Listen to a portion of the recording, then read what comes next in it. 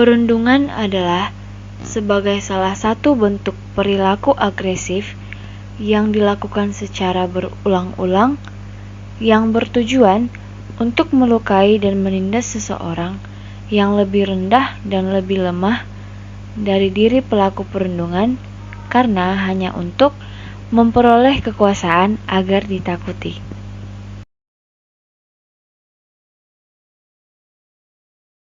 Sebab akibat terjadinya perundungan.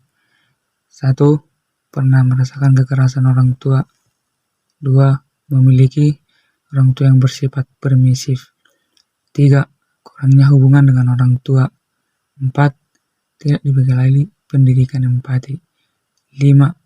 Dorongan untuk bisa berbaur dengan teman-teman. 6. Minimnya perhatian sekolah terhadap fenomena bullying. 7. Haus akan kekuasaan.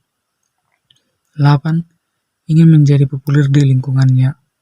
9. Kebiasaan mengejek orang lain. Bentuk-bentuk perundungan atau bullying. 1. Perundungan fisik.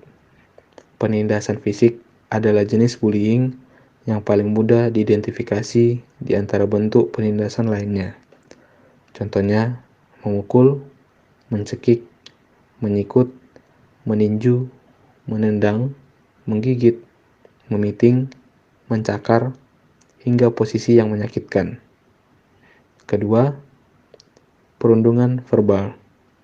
Kekerasan verbal adalah bentuk penindasan yang paling umum digunakan. Penindasan verbal dapat berupa julukan nama, celaan, fitnah, kritik, kejam, penghinaan, dan pernyataan-pernyataan bernuansa ajakan seksual. Yang ketiga, perundungan relasional.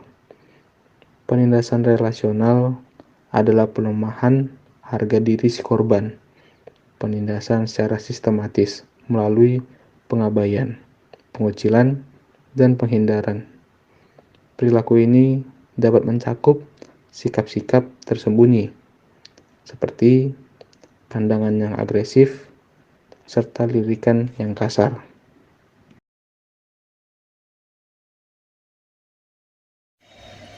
Dampak perundungan. Dampak perundungan dapat dirasakan oleh beberapa pihak, baik korban, pelaku, bahkan saksi yang menyaksikan perundungan. Berikut dampak-dampaknya. Yang pertama, dampak bagi korban, diantaranya dampak fisik, yaitu menurunnya kondisi kesehatan, psikosomatis, gangguan tidur dan makan. Yang kedua, gangguan pola pikir seperti sulit konsentrasi, menyalahkan diri sendiri, menilai diri negatif, dan merasa harga diri rendah. Yang ketiga, dampak emosional seperti menghayati beragam emosi negatif yang meruntuhkan. Yang kedua adalah dampak bagi pelaku, diantaranya dampak emosi, yaitu dapat dengan dibayangi perasaan bersalah, rasa empati mulai terkikis.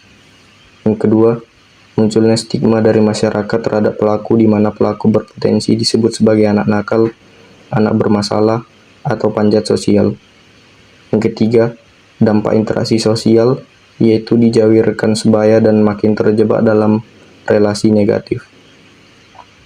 Sementara itu, bahaya perundungan bagi para saksi yang melihatnya adalah: yang pertama, menjadi takut dan tidak mau bergaul dengan korban. Yang kedua, takut melaporkan insiden tersebut karena takut disebut sebagai pengadu. Yang ketiga, sangat mudah merasa bersalah karena tidak menolong sang korban.